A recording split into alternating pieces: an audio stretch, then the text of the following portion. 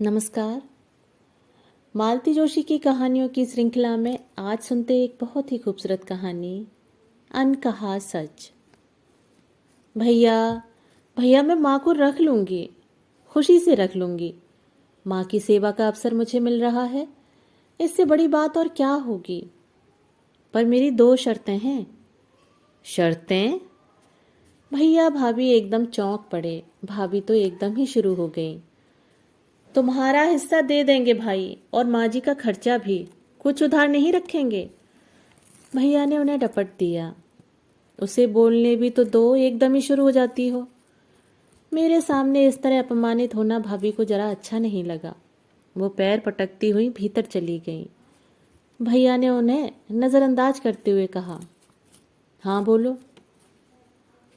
मेरी पहली शर्त यह है, बल्कि इसे मेरा अनुरोध ही समझें, कि माँ के रहते यह घर न बेचें। मतलब यह है कि मैं माँ को जीते जी बेकार होते नहीं देख सकती। जो भी उनके 2-4 साल बाकी हैं उन्हें शान से जीने दें। उनकी छत छीनकर उन्हें आश्रित के रूप में किसी की देहरी न छोड़ें, भले ही वह मेरी देहरी क्यों न हो। तुम्हें पता है कि बस वो 2-4 साल ही जिएंगी। भीतर के कमरे में भाभी भुनभुना रही थी। मतलब ये कहीं नहीं गई थी, दरवाजे से कान लगाए यहीं खड़ी थी। भैया ने इस बार भी उनकी ओर कोई ध्यान नहीं दिया और पूछा, दूसरी शर्त? मेरी आपसे विनती है कि माँ को कभी यह पता न चलने दें कि आप दोनों हमेशा के लिए सुमंत के पास यूएसए जा रहे हैं। मकान का बिकना तो वे एक बार झेल जाएंगी, पर आप लोगों का परदेश जाना उन्हें तोड़ देगा। कुछ तो बताना होगा। कह दीजिएगा कि मेनका की डिलीवरी के लिए जा रहे हैं। पिछली बार आप गए थे तो परपोती की खुशी में बड़े आराम से मेरे पास रह गई थीं। 6 महीने तो आराम से कट ही जाएंगे, बाद में कुछ और सोच लेंगे। भाई साहब कुछ कहने ही जा रहे थे कि दरवाजे पर तांगा रुका। माँ भागवत से लौट कर आई थीं। उनके सामने तो बात हो नहीं सकती थी, इसलिए मैं चाय पीकर चुपचाप लौट आई थी। भैया भाभी का ग्रीन कार्ड बन गया था। सुमंत उन्हें अपने पास बुला रहा था। भैया भी सब कुछ बेच बाच कर हमेशा के लिए चल देना चाहते थे, पर माँ शाश्वत समस्या की तरह मौजूद थी। भाभी पता नहीं कितनी बार कितनी तरह से कह चुकी थीं कि पता नहीं कितनी लंबी उम्र लिखवा कर लाई हैं, हमारा भी बुढ़ापा आ गया। इनके रहते तो हम अपने बाल बच्चों का सुख भी नहीं उठा पाते, बस फोटो से मन बहलाते रहते हैं। पिछली बार जब ये लोग गए थे तो माँ मेरे पास आराम से रह गई थीं। 1 महीना तो बच्चे की प्रतीक्षा में ही बीत गया। बच्चे के जन्म के बाद तो खुशियों का जैसे सैलाब आ गया। माँ अपने परपोते की छवि देख देख कर निहाल होती रहती। हर तीसरे चौथे दिन बेटे बहू से फ़ोन पर बात होती रहती। 6 महीने कैसे निकल गए पता ही नहीं चला। इसलिए मैंने इसरार किया कि इस बार भी वे इसी बहाने से जाएं। 6 महीने तो आराम से कट ही जाएंगे, बाद में कुछ और सोच लेंगे। कहाँ तो भैया मकान बेचने की सोच रहे थे। माँ तो किराए पर भी उठाने नहीं दे रही थी। बड़ी मुश्किल से उन्हें समझाया कि 6 महीने में घर गर्द गुबार से भर जाएगा। लोग दरवाजे खिड़कियां उखाड़ कर ले जाएंगे। किराएदार रहेगा तो कम से कम घर में झाड़ू तो लगेगी, दिया तो जलेगा। वे मन से ही सही, वे मान तो गए, पर अपना कमरा उन्होंने सील कर दिया। कहा कि यह मेरे ठाकुर जी का बासा है, यहाँ तीसरा कोई नहीं आएगा।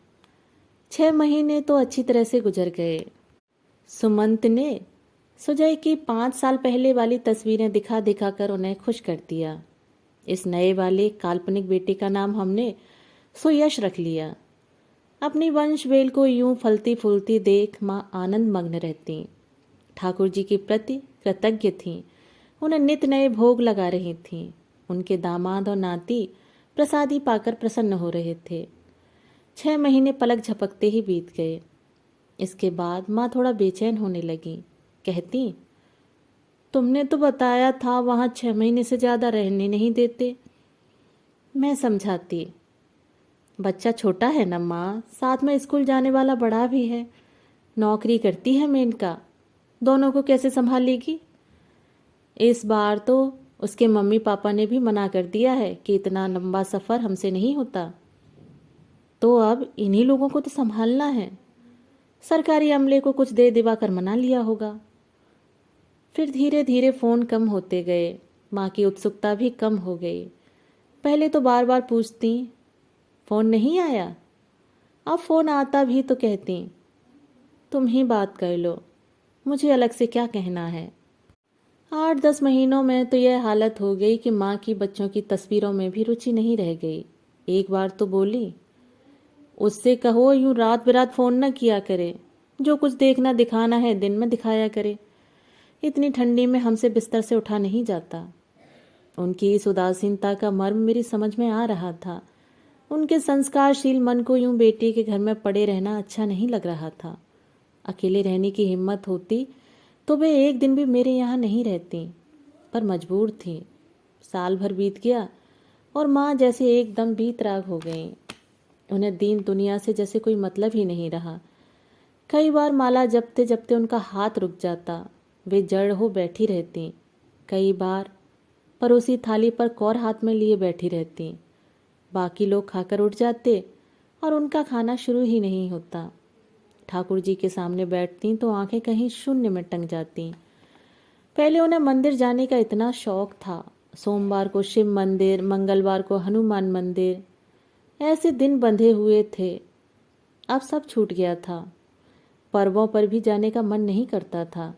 कहती, वहाँ जाकर धक्के खाने से अच्छा है घर पर ही दर्शन कर लो। वैसे भी वहाँ जाकर अब मांगना क्या है, देने वाले ने सब कुछ तो दे दिया है। ज़्यादा लालच भी अच्छा नहीं होता।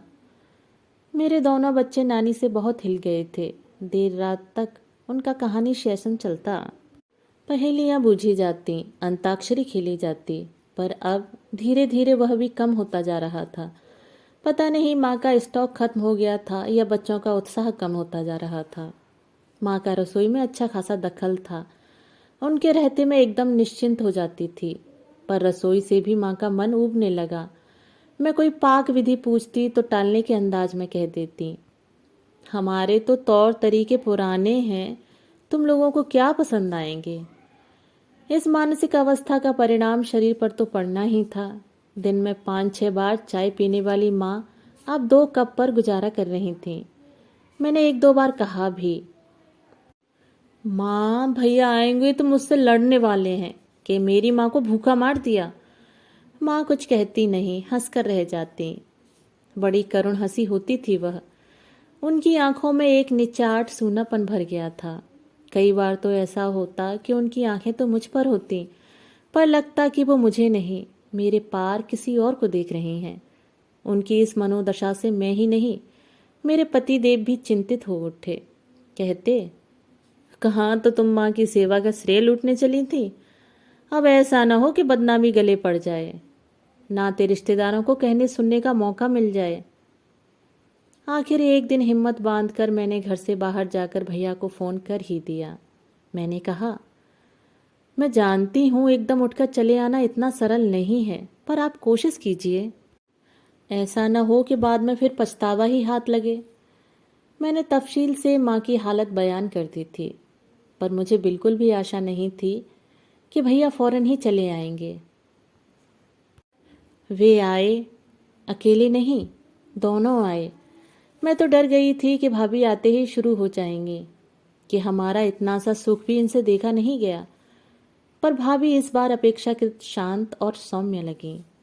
माँ भैया से लिपटकर ऐसे हिलक हिलक कर रोई कि मुझे तो डर होने लगा था, पर मैंने रोका नहीं। सोचा पता नहीं कितने दिनों की संचित रुलाई है, निकल जाने दो, मन हल्का हो जाएगा। 2 दिनों तक भैया भाभी सफ़र की थकान उतारते रहे।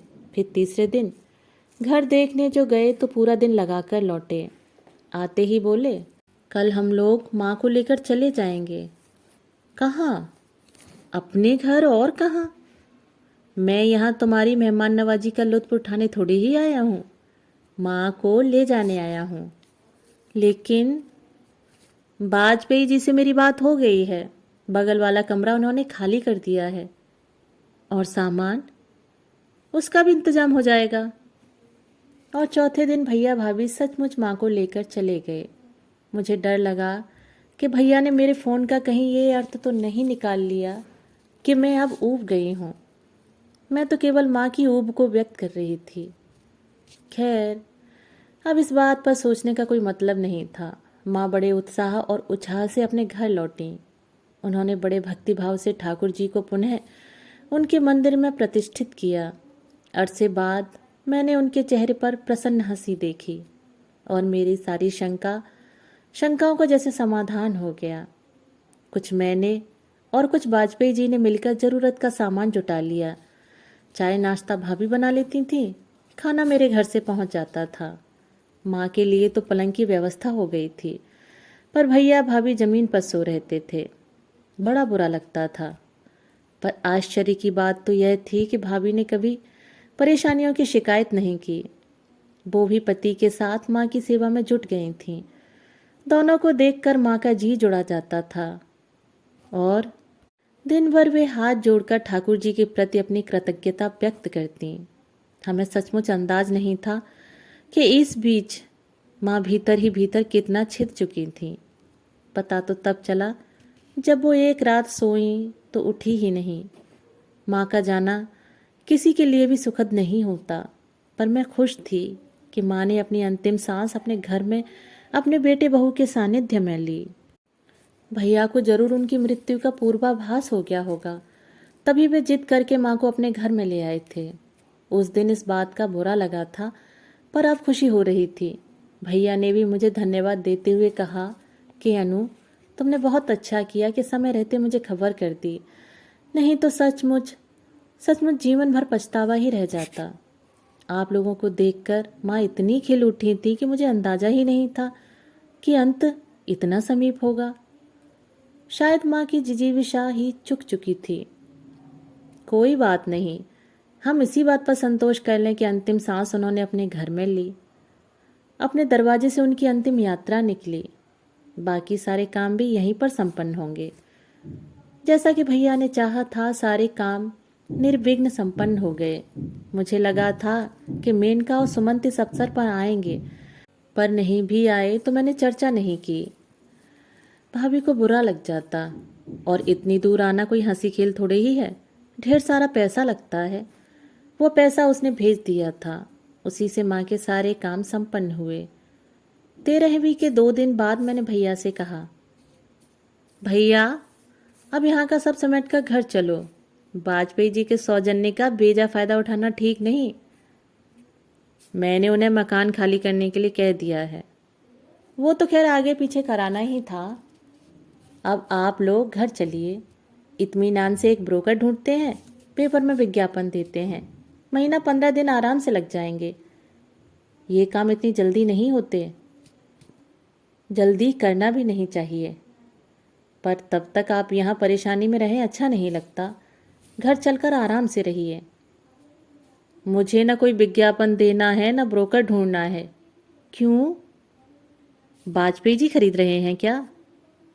नहीं, पर मुझे अब घर बेचना ही नहीं है। क्यों भैया? मैं भी अपनी अंतिम सांस इसी घर में लेना चाहता हूँ। बस भी कीजिए भैया, अभी एक दुख से उबरे नहीं हैं। और आप? अनु, जिस तरह माँ यहाँ अपने घर के लिए छटपटा रही थी, 7 समुंदर पार मैं भी अपने घर के लिए छटपटा रहा था। हम दोनों के ही प्राण फड़फड़ा रहे थे, पर लौटने की राह नहीं मिल रही थी। वापस आने का कोई बहाना नहीं मिल रहा था। तुम्हारा फ़ोन आया मेरे लिए, जैसे सारे रास्ते खुल गए। तुम्हारा सचमुच बहुत बहुत धन्यवाद। बड़ी मुश्किल से आ पाया हूँ। अब लौट कर नहीं जाऊँगा। और वह ग्रीन कार्ड, जानते हैं बनवाने में पसीने छूट जाते हैं। ठीक 1.5 साल रह तो आए हैं, मन हुआ तो फिर चले जाएंगे। पर अब जाकर करना क्या है? जितना घूमना था घूम लिया, जो देखना था देख लिया, जो कुछ एंजॉय करना था कर लिया। बस अघा गए हैं। हम तो अब कहीं नहीं जाएंगे। कहकर भैया चुप हो गए। उन्होंने जो कुछ कहा उसे शायद कई गुना अनकहा रह गया, और वो अनकहा मुझ तक पहुंच रहा था, इसलिए मन कैसा कैसा हो गया। मैं उठ खड़ी हुई। भैया चलती हूँ अब, देर हो रही है, बच्चे राह देख रहे होंगे। जा रही हो? अच्छा, भैया ने कहा। उनकी आंखें मुझ पर टिक गई थीं। वे आंखें देखकर मैं कांप गई। पिछले दिनों माँ की आंखों में निचाट सूनापन भर गया था। वे मेरी ओर देखती थीं तो लगता था मेरे पार किसी और को देख रही हैं। इस समय भैया की आंखों में भी वही सूनापन, वही खोयापन था। वे मुझे देखते हुए भी नहीं देख रहे थे, मेरे पार कुछ और देख रहे थे। क्या था उस पार? अमेरिका। दोस्तों, अभी आप सुन रहे थे मालती जोशी द्वारा लिखी हुई कहानी अनकहा सच। दोस्तों, कहानी आपको पसंद आई हो तो अपने विचार मुझे कमेंट बॉक्स में साझा कीजिएगा। कहानी सुनने के लिए धन्यवाद।